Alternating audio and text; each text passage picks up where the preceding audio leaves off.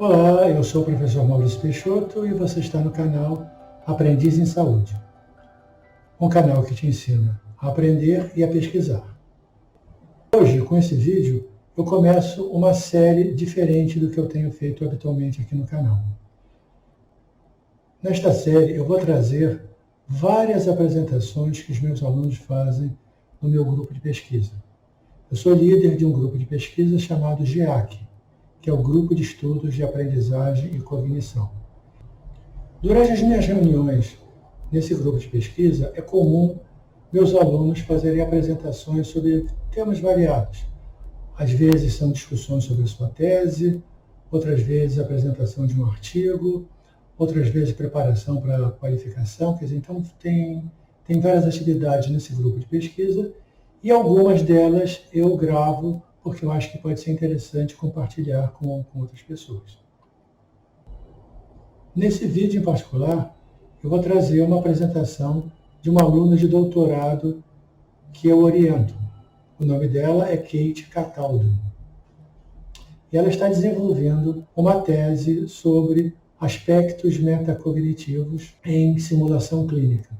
E para desenvolver essa tese, ela fez uma revisão de literatura. E para desenvolver melhor essa revisão de literatura, ela usou dois recursos. O primeiro é a estratégia PICO, que é uma estratégia que ajuda a organizar revisões, buscas de artigos, ela torna essa revisão, essa busca dos artigos mais eficiente. E complementando isso, também fez uso de um aplicativo chamado Heian. Esse aplicativo é também uma forma de ajudar isso. Então, pela estratégia PICO, ela localiza os artigos e por meio do Heian, ela organiza os artigos que ela foi capaz de buscar pela estratégia PICO. Então, nesse vídeo, ela vai nos explicar o que é essa estratégia PICO e como funciona o aplicativo Heian. Espero que goste.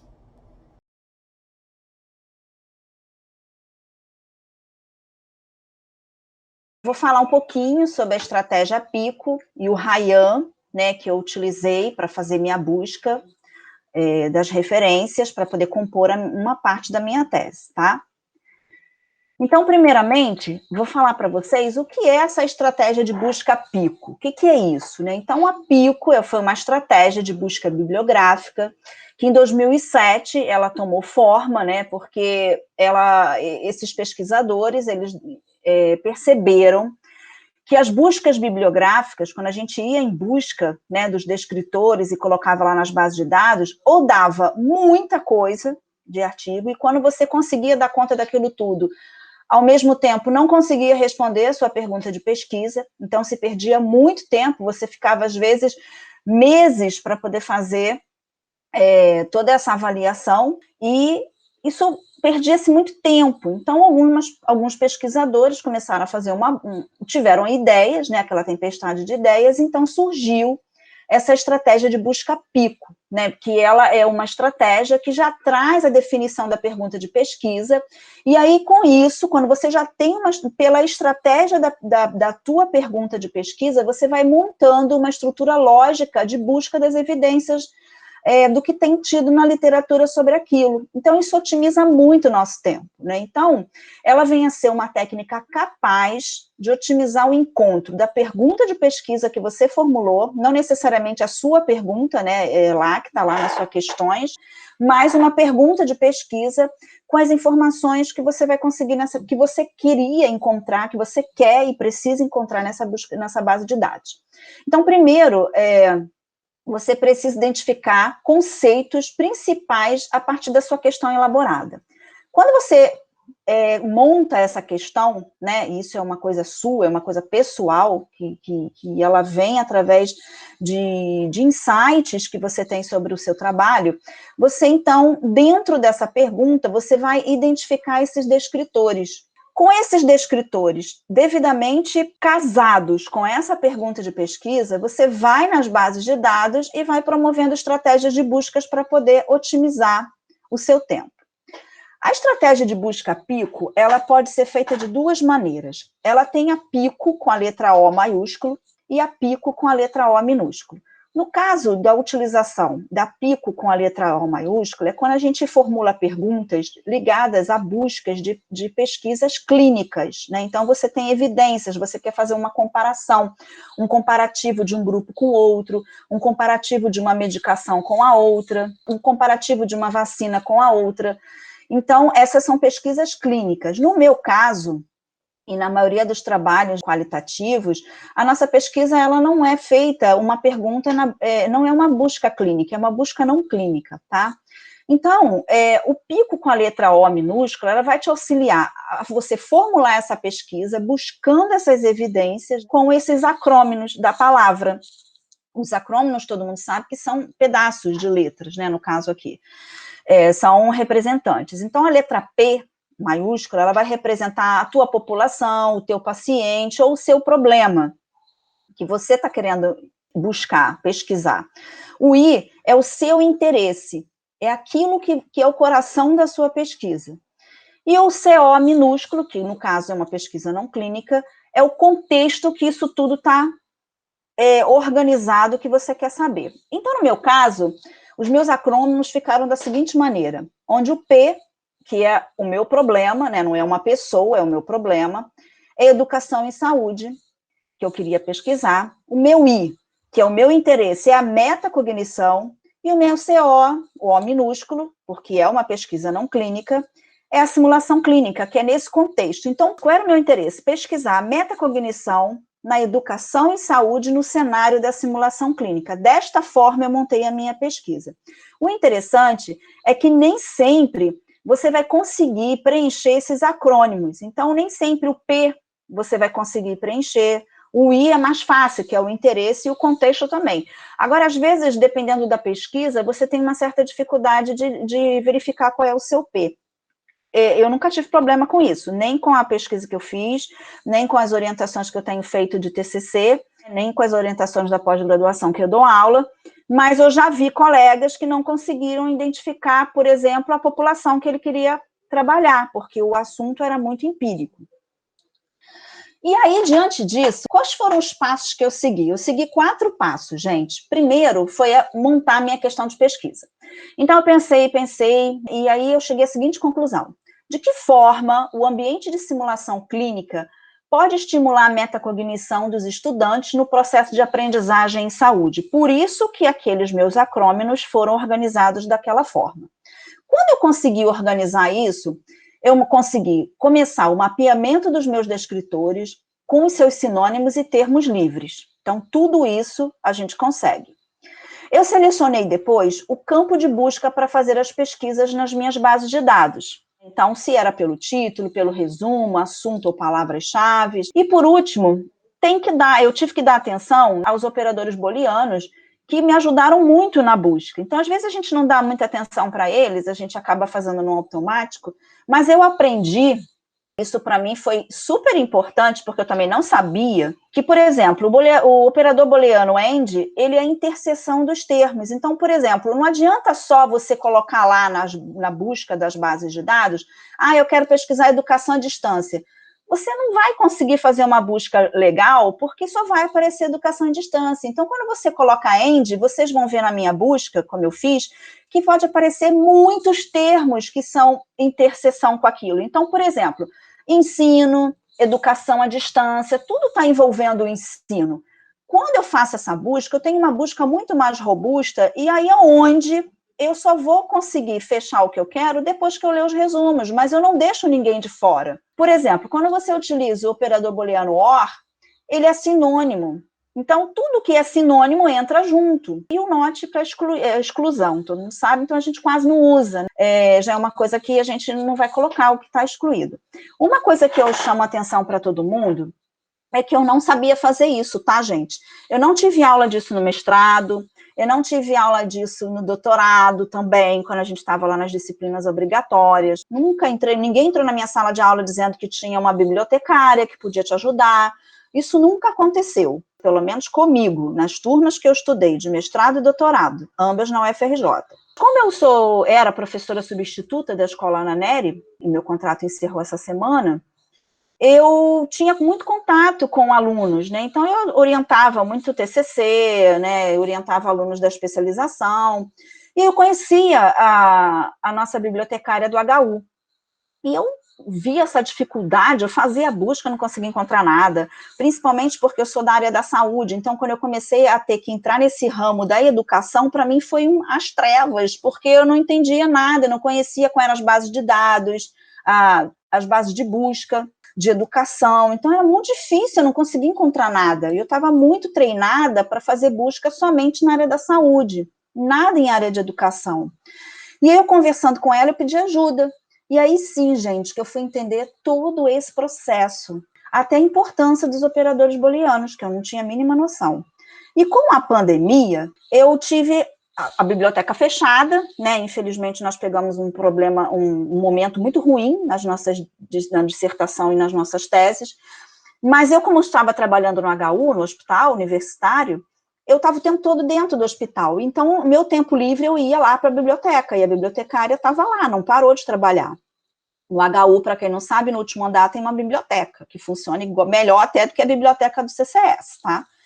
E aí eu ia muito para lá, até nos dias que eu não tinha que ir para o hospital, eu ia para ficar com ela. Então, eu aprendi tudo isso. Então, isso que eu vou mostrar para vocês agora, eu construí com ela, na verdade, eu construí, ela foi me orientando e eu fui construindo. Então, só para a gente relembrar, o que foi os meus acrônimos, então a minha população, meu interesse, meu contexto, eu montei aqui. Então, o que é o legal do Pico? Quando você começa a pensar, você precisa abrir ou um Word, ou um Excel, e vai colocando tudo que você pensou. E aí você vai tendo isso aí como se fosse um mapeamento mesmo, um mapa mental seu, escrito ali, do que você tem que fazer. Então, por exemplo, o meu P, que é o participante, quando eu comecei meu mapeamento nos descritores no Machine Tree, né, porque é legal você botar em tudo, isso foi ela que me explicou também, eu não tinha a mínima ideia disso, eu sempre ia só no Dex. E aí você coloca ali, olha, os sinônimos, quando você usa o OR, então você vai colocando tudo, né? Então, como participante, eu coloquei educação e saúde, ensino e saúde, educação médica, ensino e aprendizagem. Então, não botei só educação e saúde, como a gente costuma fazer, um descritor só. Olha a quantidade de sinônimos que foram aparecendo, de interseções, aonde eu pude abrir assim um grande leque de encontrar artigos sobre isso. Então, por exemplo, educação e saúde, entra capacitação de recursos humanos, então tudo que a gente pôde fazer de pensar que seria interessante, a gente colocou. O fenômeno de interesse, metacognição, consciência metacognitiva, controle metacognitivo, eu não procurei simplesmente metacognição, porque eu já tinha feito isso e não tinha encontrado, eu não estava feliz com as minhas buscas.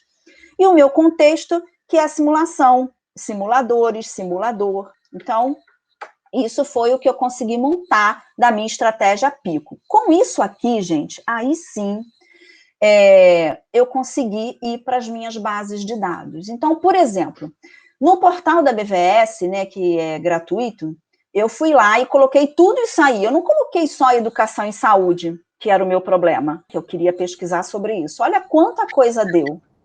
Tem uma pergunta. Pois não, professor. Volta ao anterior. Pronto. Então, ou seja, ali no mapeamento, você tem ali 1, 2, 3, 4, 5, 6 células. Educação de saúde, ou ensino de saúde, ou não sei o quê. Depois tem educação, ou education, ou teaching, não sei o quê. Depois você tem metacognição ou consciência, e foi assim por diante. No momento, esses descritores estão separados. Quando você vai para o slide seguinte, passa para o slide seguinte. Isto daqui é a soma de todos aqueles? Sim, professor, todos eles. Nenhum deles pôde ficar de fora, porque o que acontecia? Quando você colocava apenas alguns, ele não te dava um retorno que você queria, um retorno mais certo, mais robusto. Então, todos os que foram pensados foram pesquisados. Ou seja, aquele raciocínio Pico é você separar coisas, identificar descritores específicos a partes específicas da sua pesquisa E quando você vai identificando, depois simplesmente você vai botando 1, o 2, o 3, o 4, o 5, o 6. Isso aí, professor, isso aí. Esse outro slide aqui, anterior, é simplesmente um mapeamento de ideias. Eu fui escrevendo ali. Eu ia lembrando do que, por exemplo, educação em saúde, eu lembro o quê? Ensino em saúde. Ah, tá, mas também tem educação médica, que tem a ver com a minha tese. Ah, mas tem ensino e aprendizagem. Então, eu fui colocando um monte de coisa e montei isso aqui no Excel. E quando eu fui para minhas bases de dados, eu juntei isso tudo. Então, por exemplo, no portal da BVS, eu fiz todas essas buscas. Para vocês terem uma ideia, tudo isso me rendeu 132 artigos somente. Imagina se eu tivesse colocado só educação em saúde, como eu tinha feito. Não tinha quase nada, né? Não me trazia o que eu queria, uma coisa mais assim, que eu pudesse me aprofundar mais para uma tese, para uma pesquisa mais robusta. Na PubMed, também a mesma coisa. E aí foi... Oi? Isso parece um contrassenso, né? Porque se eu ponho só educação e saúde, por exemplo, eu vou obter muito mais do que 130. Sim, professor, mas nem todos. Aí depois que o senhor leu os 5.940 que vão aparecer, no final não vai ter quase nada que vai responder a sua pergunta. Exatamente. E você perdeu um tempo muito grande, entendeu? Exatamente. Você põe mais descritores para obter menos artigos, porém mais selecionados. Exatamente, professor. É isso aí que a estratégia Pico traz para a gente, principalmente para esses trabalhos de tese, de mestrado, né, de revisões sistemáticas, revisões integrativas, ele ajuda muito nisso. Posso seguir, então? Então, vamos lá. Na PubMed, a mesma coisa, né? E lembrando o seguinte, só para a gente relembrar aqui o tipo de bases que são, né? A BVS e a PubMed são gratuitos, né? Então, atende a América Latina e Caribe, tendo como principal base de dados a Lilacs, na BVS. A PubMed, principal base de base é a Medline. Encontrei outras bases, porque a tabela Pico, a estratégia Pico, ela é muito interessante, porque você também começa a abrir a tua cabeça. Eu, pelo menos, foi importante para mim, porque como eu só pesquisava na área da saúde, eu não tinha a mínima noção do que era Embase. Eu não pesquisava na Embase, não era uma base que eu utilizava muito, né? Então, eu também só fui descobrir isso porque eu conversei muito com a bibliotecária, eu não sabia disso. Então, se eu vou pesquisar numa determinada área específica, eu, enquanto pesquisadora, eu preciso abrir a minha mente para outras bases, né? Então, ninguém fala sobre isso com a gente, nem no mestrado, nem no doutorado, não tem uma disciplina, não tem ninguém para orientar a gente em relação a isso, a gente aprende sozinho. E aí eu descobri que tinha Embase, a mesma coisa, achei uma quantidade de artigos lá. A Sinahal, que para mim já é conhecida, é uma base exclusiva para enfermagem. A Embase, por exemplo, ela tem abrangência de periódicos europeus na área da saúde, mas já era uma base que eu nem conhecia. Olha que absurdo, eu pesquisava na área da saúde, mas nunca não conhecia essa base. A Psiquinfo, que foi excepcional para mim, também foi uma novidade, não conhecia essa base.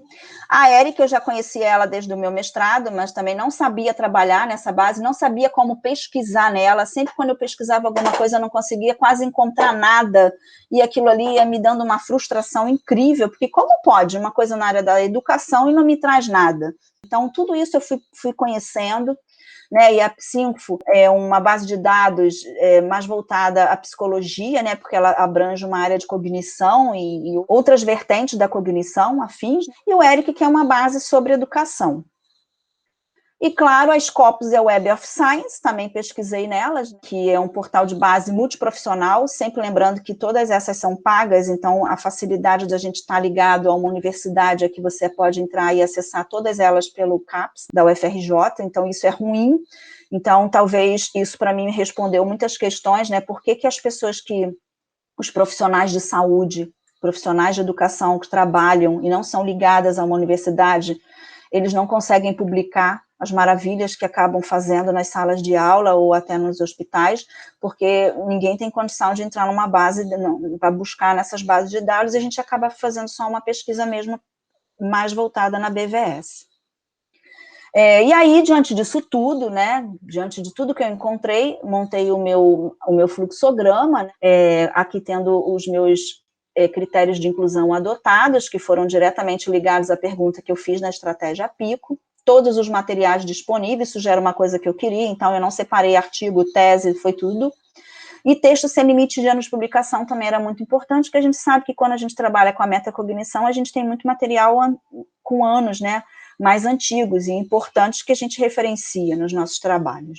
Em inglês, português e espanhol, e como critério de exclusão, logo, foi os repetidos na base de dados, porque como você utiliza muitas bases de dados, né, diferentes, não só a BVS, então tem artigos repetidos, e materiais, textos que não tinham conexão nenhuma com a minha pergunta da estratégia Pico. E aí, na verdade, eu encontrei 967 referências. Dentre essas 967, eu cataloguei, já como eu mostrei para vocês ali, conforme eu fiz a busca. Isso gerou 269 artigos repetidos, só de cara foram 269 repetidos, aonde a gente foi, eu fui verificando tudo certinho, fui vendo aquilo que entrava como, já eram critérios de inclusão, exclusão, ficando no final 42 artigos, apesar de ter uma amostra inicial bem robusta, grande, com 967 artigos, somente 42 contemplaram a minha pergunta de pesquisa. Então, essa estratégia Pico, apesar de parecer complicada no começo, né, a gente tem muita coisa para fazer, não é, gente, não é, isso eu falo para vocês. Eu comecei a trabalhar nessa estratégia Pico, só para vocês terem uma ideia, eu acho que agosto do ano passado. Em dezembro eu já tinha conseguido os artigos, já tinha conseguido fazer tudo certinho, já tinha conseguido, comecei a fazer manualmente, né, a separação, com o meu Zotero, na verdade, mas eu comecei a ler manualmente. E aí, até que eu, numa dessas minhas conversas com a nossa bibliotecária, que virou minha amiga, a Vanessa, que inclusive, professor, sugiro que se um dia o senhor tiver interesse, trazer ela para poder fazer essas apresentações, que ela é uma pessoa maravilhosa, tem toda a paciência do mundo. E aí ela falou para mim assim, por que você não utiliza o Ryan? Aí eu falei, olha, eu já comecei a aprender a mexer no Zotero e tudo. Ela falou, não, Cat, são duas coisas diferentes. No começo eu até achei que as duas eram a mesma coisa, mas não é, até eu vou trazer aqui, a gente sabe que a maior diferença dos dois é exatamente que o Ryan, ele não gerencia as suas referências, ele não guarda as referências, ele não traz o modelo do Zotero tudo bonitinho, que você só migra direto lá para o teu texto, não é assim. Então, o Ryan, na verdade, ele é um software que ele vai trabalhar todas aquelas referências que você trouxe das bases de dados, ele vai catalogar tudo aquilo para você. Então, como que hoje eu colocaria para vocês uma excelente busca? Como é que seria uma busca muito bem sincronizada? Estratégia Pico, Ryan e um gerenciador, Zotero, EndNote, aí cada um utiliza o seu, que você tem mais facilidade. Mas o Ryan, eu acho ele importantíssimo, gente. Ele facilita muito, é uma rapidez. Eu vou mostrar para vocês, eu vou fazer o passo a passo aqui, mas eu também vou abrir o meu Ryan para vocês verem como é ao vivo mexer nele. Então, ele é bom porque ele é gratuito, você então pode baixar ele à vontade e trabalhar com todas aquelas revisões que você fez, tá? Então, essa é a carinha dele. E ele funciona assim, gente. Primeiro, você tem que fazer um cadastro. Então, você vai lá, essa é a carinha dele quando você abre, então você entra lá no SIGUP, bota lá o seu nome, seu e-mail, ele vai pedir algumas coisas, né? Às vezes ele vai pedir até para que você está querendo entrar no Ryan, aí você bota para pesquisa e tal. E aí você vai, depois que você fizer esse cadastro, ele vai te aceitar, você diz que não é um robô, e aí você tem que entrar nele novamente para poder se logar. Aí é aquela terceira casinha ali que você vai entrar no SIGUP, que você já fez a sua inscrição. E aí ele abre essa tela. Depois que você der o SIGUP, ele vai abrir essa tela para você. Que tela é essa, gente? Olha que interessante. Eu não sei se vocês conseguem ver o meu cursor. Você pode colocar assim, ó, suas revisões, sua pessoal. Você pode colaborar com outras revisões de outras pessoas. Esse Ryan aqui é o meu, tá, gente? Então, por exemplo, eu tenho a minha separada, que é a da minha tese, que está aqui. Eu tenho 7 revisões que eu ajudei a fazer, que eu fui vendo junto com os colegas, isso é uma vantagem que o Ryan tem, que depois eu vou falar. Você pode pedir somente para traduzir, e você tem outras revisões também, que você pode separar, você não é só colaborador, você também está fazendo outras revisões sobre outros assuntos. E é desta forma que abre. Quando você quiser agora, vamos supor, todo mundo entrou no Ryan, Ah, então eu quero fazer uma revisão. Então você clica aqui, ó, nova revisão, e vai abrir essa tela. Aí vocês escrevem o nome, o título dessa nova revisão, por exemplo, busca de material para, sei lá, o trabalho sobre hipertensão. E aí você escreve aqui por que você está fazendo esse trabalho, ou quem pediu, para quando para o que é, e pronto. E cria lá. Criou, gente. Pronto. Já fez a criação lá no Ryan, você já tem a tua pasta montada no Ryan, e agora o que a gente faz? Aí a gente vai em cada base de dados daquela que a gente foi na tabela, que é pela estratégia Pico, né? No meu caso foram 8 bases, né? Então eu fui na BVS, no PubMed, no Sinahal, no Embase, no ERIC, né? Então todas aquelas que eu fui, cada um vai na sua, e você dali vai alimentar o seu Ryan. Isso é uma coisa complicada, não é como o Zotero que vai direto. Você clica naquele artigo que você gostou, joga direto no Zotero. No Ryan não é assim. Como é que funciona, gente? Você precisa abrir uma pasta para cada base de dados que você buscou.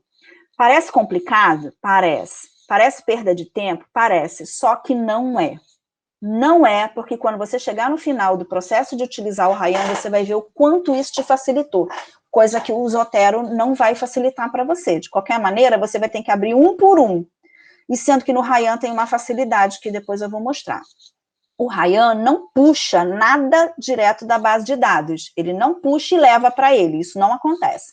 Então, por exemplo, eu botei um exemplo aqui, ó, eu estou procurando na PubMed, eu encontrei todos os artigos que eu quero na PubMed, e eu vou lá no meu computador e crio uma pasta, ó, busca de dados 2 da base PubMed. Todo mundo que eu encontrei aqui na PubMed, se eu não me engano, o meu foi 132, eu jogo lá nessa base de dados, nessa pasta que eu abri. Pois não, professor?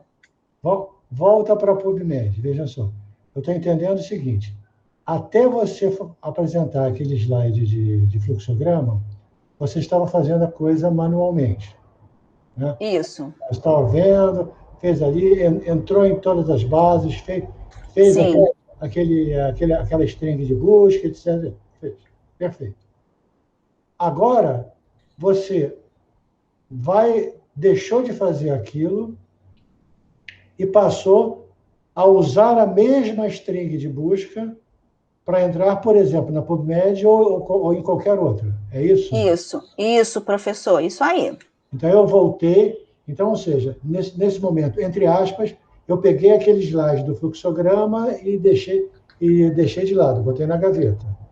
Sim. Com o tal do string gigantesco que você fez.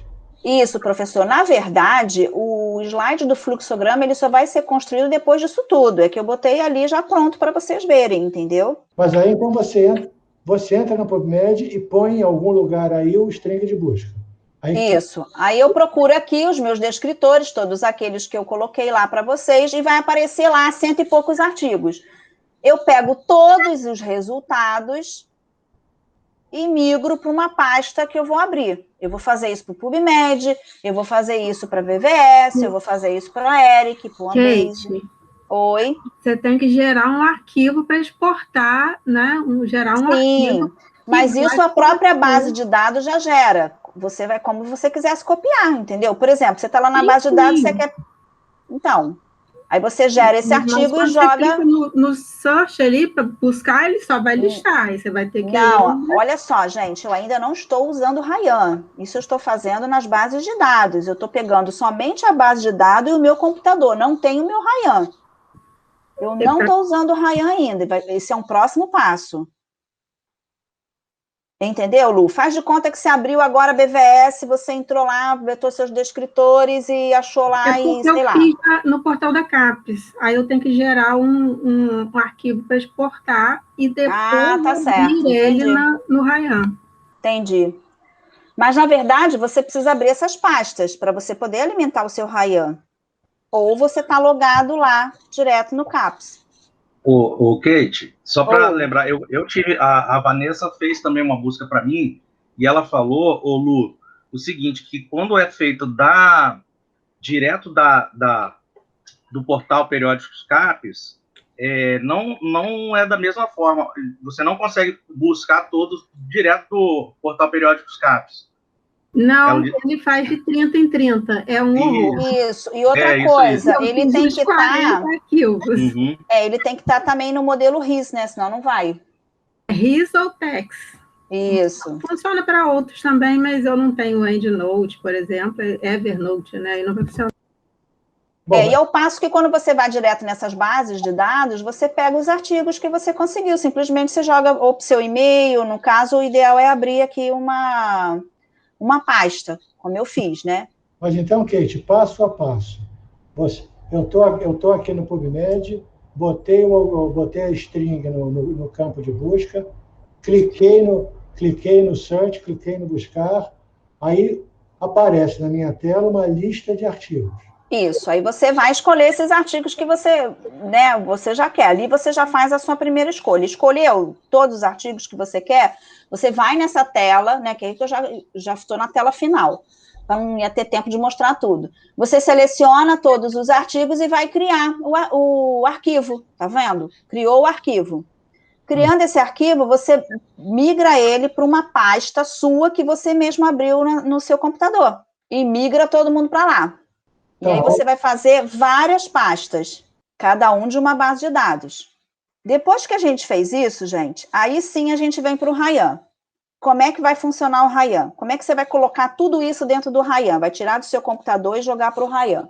Então, está aqui identificado o passo a passo. O primeiro passo é você vai migrar, você abre lá e vai selecionar as pastas. Então, você seleciona pasta por pasta e joga para dentro do Rayyan. Ele vai fazer igual ali no 2, na imagem 2. Ele vai abrir aquela barra verde, migrou todo mundo para lá, e aí sim, na última foto aqui, na última imagem, já são todas as revisões, todos os materiais que você mandou, de todas as bases de dados. Já está alimentado o teu Rayyan.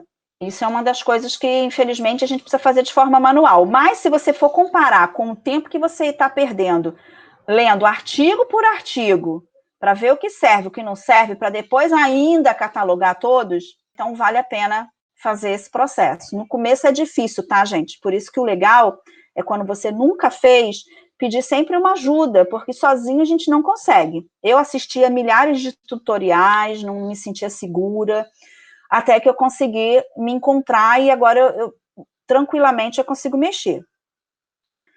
Então, só para a gente ver, né, eu mostrei ali a PubMed, mas na BVS é diferente, né, como a Lu falou e o César também. Então, eu jogo lá, né, vai abrir lá no item 1, na primeira imagem, você vai abrir lá a busca BVS, você coloca lá os teus descritores que você achou, no meu caso, como eu utilizei a estratégia Pico, eu botei aqueles todos, vai abrir ali tudo que eu quero, e aí eu vou por base de dados, como está aqui, ó, aqui, por exemplo, a Lilacs, a Bedenf, né? Então, vai aparecer aqui várias bases e você vai uma por uma.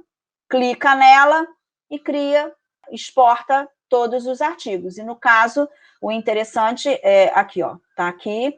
E o interessante é a gente lembrar que sempre para exportar para o Rayyan tem que estar testado no formato, tem que estar no formato RIS.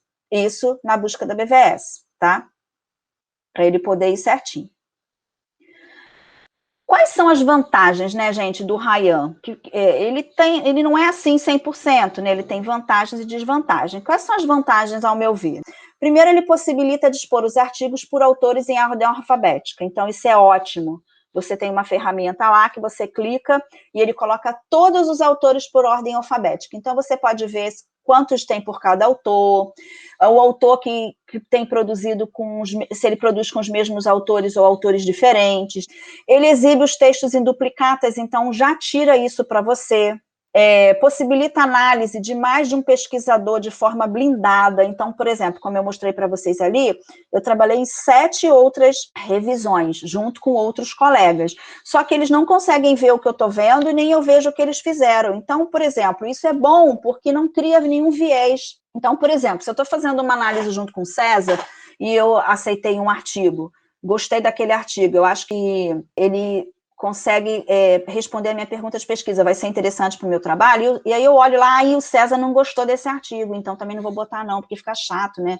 Ou seja, ele não cria viés nenhum, cada pesquisador ele é independente, e aí você garante a confiabilidade da pesquisa, então você pode analisar por pares, né, por trio, agiliza o resultado com as opções incluído, talvez e excluído, então, por exemplo, quando eu abro o resumo dele, quando o artigo abre para mim, e tem aquele resumo, de cara eu já sei, isso aqui não tem nada a ver, apesar de eu ter colocado os descritores certos, tudo bonitinho, dentro do que eu queria, mas não tem nada a ver, não contempla não.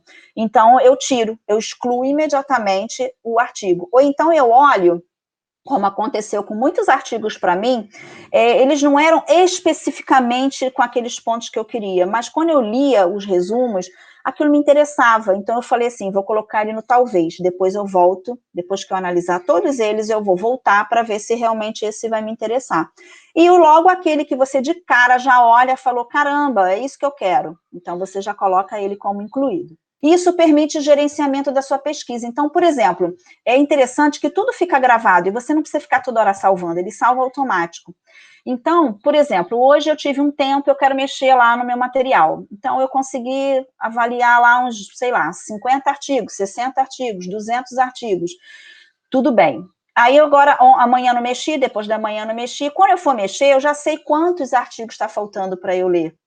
Então, isso me dá um gerenciamento. Então, se eu tenho que dar conta de 500 artigos, eu vou me organizando, né? Eu me programo, então, eu boto uma meta. Se eu quero fazer isso tudo em uma semana, em um mês, vai depender do meu tempo, eu tenho que organizar quantos eu tenho que ver por dia, e ele me diz quanto falta ainda para eu resolver. Então, isso é muito legal. Pergunta. Até o momento, o que eu entendi foi o seguinte. A Pico já está claro como é que ela organiza, não sei o quê. Aí eu passei por 10 bases de dados. Digamos que em cada uma dessas 10 bases eu obtive 100 artigos. Então, nesse momento eu tenho 10 pastas com 100 artigos cada. Isso. Aí eu migro dessas 10 bases para o Ryan. Então agora no Ryan eu tenho uma lista com 1000 artigos. Isso. Agora, o que eu faço com esses 1000 artigos que o Ryan me permite fazer que não eu simplesmente pegar todos os artigos e botar por exemplo, num Excel. Qual é a diferença? Então, eu vou mostrar para o senhor, professor, eu vou mexer nele aqui, o senhor vai ver. Então, ele te dá, uma das coisas é isso que eu estou falando, né? A facilidade de você gerenciar melhor a sua pesquisa, que o tempo todo ele está te mostrando quantos ainda estão faltando para você ver, ao passo que se você pega numa planilha onde está todo mundo junto, você acaba se perdendo. Ele faz a separação por base de dados também, por autores. Ele te dá essa facilidade de você já ler e já ir colocando como incluído, como talvez excluído, coisa que, de repente, numa tabela simples você não vai conseguir fazer isso, você vai ter que printar eles, e se você esquecer um, já era, vai reler novamente, vai perder tempo. Mas ele também tem as desvantagens. Quais são as desvantagens principais para mim? Ele não exclui sozinho os textos duplicados, então ele vai te mostrar que são duplicatas, e aí você tem que excluir dele, entende? Ele não exclui sozinho, você tem que dar, ele te mostra e você vai dar o comando para excluir. Como é que ele te mostra? Eu vou te mostrar, professor. Nem sempre fornece os textos na íntegra, então sempre o Ryan vai te dar os resumos. Às vezes ele vem um resumo mais potente, mas quando você desce, tem um artigo na íntegra. Nem sempre ele vai te dar os artigos. Então, se você escolher um resumo que te interessa e você colocou como incluído, e você não tiver ele na íntegra, você vai ter que buscar. E aí você vai, então, na tua base de dados. E outra coisa muito ruim, ele não permite a migração para gerenciadores de referência, como o Zotero, o EndNote e o Mendeley. Então, de qualquer maneira, você vai ter que ir lá colar e copiar para colocar nas suas referências. Ele não faz isso automático. Então, essa é uma das coisas que eu acho que o Ryan ainda precisa dar uma melhorada, porque ele é muito novo, né? Então, de repente, ainda vão conseguir fazer isso. E eu vou entrar aqui no meu Ryan. Esse aqui, olha, é o endereço do Ryan, é o que vocês vão acessar quando for fazer o primeiro cadastro. Por isso que eu tirei a foto, porque eu não consigo, ele já entra direto no meu. Então, esse aqui é o meu, tempo real. Então, eu tenho lá a minha revisão única, que está aqui.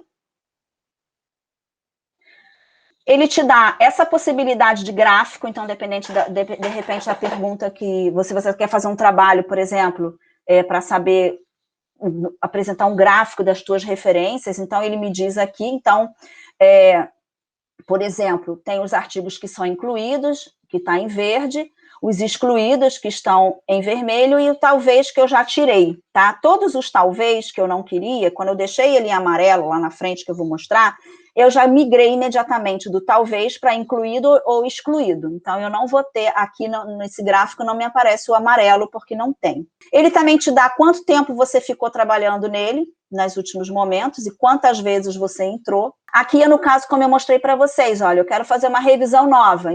Então, eu vou clicar aqui e vou, sei lá, escrever pesquisa sobre hipertensão. E aí eu vou escrevo aqui, eu quero saber, e vou criar.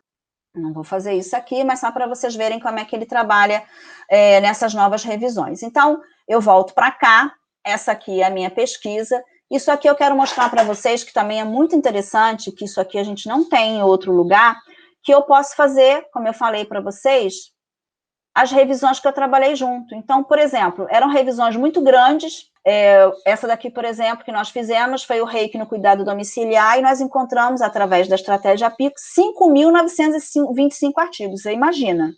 Então, eu clico aqui, é uma revisão antiga, que já passou de 30 dias, que ninguém mexe, já foram até defendidos esses TCCs, e aqui a gente vê a quantidade de pessoas que trabalharam juntas numa única revisão. Então, é muito interessante isso que o Ryan te deixa fazer. Então, só voltando aqui, na minha revisão, vou mostrar para vocês. Então, eu quero que ele me mostre a minha revisão. Pronto, aqui está a minha busca. Todas essas minhas pastas, professor, que eu fui fazendo uma por uma, eu trouxe para cá. Já aqui, já está sem as minhas duplicatas, então aqui, ó, do lado direito no Search Methods, aqui tem os 758 artigos já sem as duplicatas. Então, esses 758 foram os artigos que eu tenho trabalhado desde agosto do ano passado. Então, aqui, olha, ele me diz aqui, olha, me mostre de 1 a 578, ele sempre vai mostrar de 5 em 5, então você também não se perde. Aqui, nos autores, foi o que eu falei, olha, eu vou tocar aqui, ele vai colocar todo mundo em ordem alfabética, olha lá. Então, eu posso ver, por exemplo, todos os autores por ordem alfabética. Então, o Azevedo, Roger, tá vendo? Vários se repetem. Então, eu consigo ver que eles estão produzindo, ó. O Batterson fez aqui, o Bieber para cá, que tem junto com o Bel já está com outras pessoas. Então, isso ele me dá. Outra coisa que eu falei para vocês, olha, incluídos está em verde, excluídos em vermelho, né? Aqui está o total deles, mas ele também te dá aqui do lado, aqui, ó, como é que ele ficou catalogado. Eu excluí 713, fiquei com 42 e os talvez eram 3. Então, ele me dá direitinho aqui tudo o que eu fiz. E esse lado aqui você pode usar também como um filtro, né? Ele te dá, inclusive, nuvem de palavras. Olha que interessante, apesar de trabalhar a metacognição, olha a cognição como apareceu na maioria dos artigos. E te dá também quantos em inglês, quanto em português, quanto em espanhol. Então, muito interessante isso aqui. Nem sempre ele vai te dar, ele dá o ano, nem sempre ele vai te dizer. Olha outra coisa interessante, ele te dá quantos artigos cada autor publicou. E ele vai mostrando para você, tudo aqui. Nem sempre, gente, ele vai te dar o tipo de estudo, se é meta-análise, né, se é revisão, se é estudo longitudinal. Deixa eu mostrar um aqui para vocês. Ó, por exemplo, metacognição como tecnologia educacional na aprendizagem da Marcinha lá. Então, como é que ele aparece? Ele vai te dar imediatamente o resumo. Você vai ler o resumo, e daqui, só em ler esse resumo, você já marca se você quer incluir, está verdinho. Talvez, não é isso ainda não, mas eu também não vou descartar não, porque tem umas coisas aqui interessantes, eu vou ver depois com calma. Ou de cara você já dá como excluído. E aí, por exemplo, vem aqui os autores, tudo que o Zotero faz, só que, infelizmente, aqui no Ryan você não migra. Aqui, por exemplo, eu tenho a opção de ir direto para o texto inteiro. Ele me trouxe isso aqui. Mas, às vezes, nem todos trazem. Vamos ver um outro aqui. Ó, esse aqui não me deu a opção do texto inteiro. Ele não tem. E por aí vai. Se eu quiser só os incluídos, eu clico aqui. Kate, Não.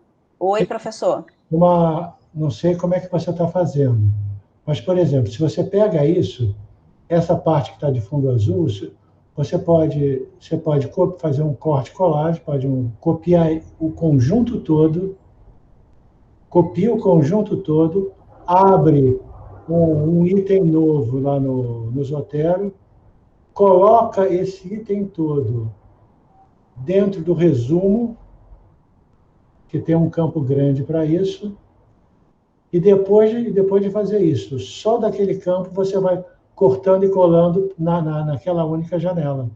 Entendi. Aí, quando eu for pegar para o final, para levar para as minhas referências, como está no Zotero, ele leva. Isso. Ah, entendi, professor. Não tinha pensado nisso, não. Até porque, quando meu computador deu aquele pau, o meu Zotero sumiu. Apagou quase tudo. Mas eu vou tentar fazer isso, sim. Peraí, olha só, o teu Zotero é só local ou você sincroniza com a base do Zotero? Não sei, professor, porque como o meu computador teve que trocar o HD, tudo que tinha nele, que era comunicação com qualquer coisa, ele apagou tudo, eu não consegui recuperar. Então, bom, eu aviso a todos. Você pode usar o Zotero solitário, vamos chamar assim, solitário no seu computador, ou pode também usar o Zotero sincronizando com o servidor do Zotero. Tem uma certa quantidade que é grátis e uma outra que é paga. Eu pago. Então, o que aconteceu? Isso foi há uns 15 dias atrás. Entre aspas, perdi tudo. Não sei por quê. Aí puxei e veio tudo. Eu vou tentar fazer isso, professor, porque o meu realmente... Mas como eu já tinha feito, graças a Deus, eu consegui. Né? Os 42 já estavam bonitinhos na referência. Tudo certinho. Então, eu, graças a Deus, não perdi para essa minha busca. Mas muita coisa que eu tinha separado, já desde o meu começo do doutorado, eu acabei, infelizmente, perdendo. Bom, então deixa eu só mostrar para vocês aqui, olha, quando você mexe aqui nessa ferramenta do lado esquerdo, por exemplo, eu só quero os incluídos. Eu cliquei aqui e só apareceu todo mundo verdinho. Então, esses são os meus artigos. Já estão por ordem de autores. Só para manter, atrapalhando um pouquinho mais, olha, lembre-se, façam essa sincronização sim, porque você está fazendo a sua revisão para a sua tese. Mas você vai ter essa revisão ao longo da tua vida. Por exemplo, hoje eu estou com 3.180 artigos no Zotero. Então, você perder um negócio desse é uma loucura, né? Com certeza. Eu vou fazer, professor. Se qualquer coisa eu precisar de ajuda, eu falo com o senhor. Aqui, professor, o que o senhor me perguntou, olha, tá vendo esse quadradinho branco aqui? Isso aqui diz que era artigo duplicado, olha. Ele achou vários desses. E aí ele bota na frente, ó. Eu escolhi um. Tá vendo, ó? Isso aqui também era artigo duplicata. Quando vem com esse quadradinho branquinho aqui, olha. Foi artigos duplicatos. Eu peguei um. Não, mas espera aí. Vem com esse quadradinho. Mas onde é que está a outra duplicata? Você já Não, eu já tirei, professor. Excluí. Ah, mas então nessa tela, nessa lista, todos os duplicados aparecem juntos. Isso, professor. Isso mesmo. Vai aparecer, tipo assim, 5 artigos iguais. Eu vou excluir 4 e vou ficar com 1. Entendi. Ou seja, no original, esse Using Simulation tinha, sei lá, 5 ou 6 Using Simulation. Isso. Um embaixo do outro. Isso. Ao passo que se o senhor faz isso, como o senhor falou, né? Qual é a vantagem do Ryan para botar, por exemplo, no Excel? Você teria que olhar um por um e ir marcando quem é que está... repetido. De repente, na página 1, você tem um artigo lá. Daqui a pouco ele vai aparecer, sei lá, como são 1000 artigos, ele vai aparecer na posição 890, na posição 715, na posição 613, você já até esqueceu que ele foi repetido. Aqui não. Aqui, como você tem a facilidade de, aqui, ó, detectar duplicatas. Não vou clicar aqui porque o meu já não tem mais. Mas quando você migra os 1000 para cá, como o senhor falou, a primeira coisa que o senhor vai fazer antes de qualquer coisa, detectar duplicatas. Aí ele vai aparecer todo mundo que é duplicato embaixo do outro. Aí você vai lá excluindo de cara. E aí o senhor já coloca também por autores. É mais fácil ainda, porque aí aparecem os autores em ordem, ó. Esse bonde aqui, ele tem 2 artigos diferentes. Não são duplicatas, né? Mas se tivesse duplicato, ia aparecer o nome dele aqui no mesmo, e aqui ia estar, ó, duplicato. Olha, no Excel eu também posso fazer isso. Tem a questão do filtro automático, mas isso é uma outra história. Mas dá para fazer, dessa forma, dá para encontrar as duplicatas, dá para isso tudo, mas aqui o Ryan tá me parecendo mais automatizado, mais prático. Uhum. Eu gostei muito por conta disso, né? Então, aqui tem outras coisas que a gente quer, quais foram os excluídos. Então, por exemplo, eles estão aqui, ó. Deixa eu ver se ele vai, porque às vezes ele é pesado, demora. Eles estão aqui, ó. Os excluídos, eles aparecem em vermelho. Aqui, na verdade, ele não sei porque que ele está aparecendo todos. Ele tinha que aparecer só os excluídos, tá vendo? Olha aqui, ó, o talvez. Os excluídos, então, você não jogou fora. Você não precisou para essa pesquisa, mas vamos supor que, de repente, eu queira fazer um artigo sobre metacognição que não seja na simulação clínica, por exemplo. Eu vou lá e já aproveito, eu posso aproveitar essa mesma revisão. Eu olho esses artigos também, né? Eu posso, de repente, querer pegar algum daqui. Então, ele te dá essa facilidade. Deixa eu só voltar para cá. Isso é local ou está na nuvem? Essas listagens? Não, isso aqui está dentro do Ryan, professor. E o Ryan está na nuvem? Está na nuvem. Está na nuvem, está na nuvem. Na nuvem. Então, deixa eu só fechar aqui, vou voltar para cá. Aqui, voltei para a apresentação, né? Então, quando vocês forem entrar para fazer o cadastro, entra por esse site. Aí, a gente vai ter... O que eu tenho hoje? Eu tenho todos os artigos que eu utilizei naquela minha revisão que eu apresentei para vocês, estão ali, bonitinhos no Ryan. Eu hoje já tenho todos eles na íntegra, todos os artigos que eu fico lendo, relendo, vou usar também para compor a minha tese. E aí, eu finalizo a minha apresentação com essa imagem que um amigo meu fez para mim, que sou eu de enfermeira, não ficou lourinha, mas ele não conseguiu botar lourinha, mas sou eu seguindo ainda, né, na primeira escada, no primeiro degrau da minha escada do conhecimento, que é esse ramo maravilhoso que eu tive o prazer de conhecer, que é a metacognição e a simulação clínica. Então, eu espero que esse vídeo tenha sido útil para você, que você tenha aprendido coisas interessantes para o teu trabalho, para o teu aprendizado, para te auxiliar no seu processo de pesquisa. E se você gostou, deixa o teu like aí, porque isso me ajuda a entender se eu estou atingindo o meu objetivo, né? Que é basicamente ajudar você a ser um pesquisador melhor, nesse caso. E como eu pretendo continuar fazendo esse tipo de apresentação aqui no canal Aprendiz em Saúde, estas apresentações do GIAC, se inscreve aqui no canal, porque com isso, cada nova apresentação você vai ser informado disso. Então, imagino que se você gostou, provavelmente as outras apresentações também vão ser adequadas para você, tá certo? Então é isso aí, deixa teu like, se inscreve no canal e até o próximo vídeo. Vamos nos encontrando aqui pelo canal Aprendiz em Saúde. Tchau!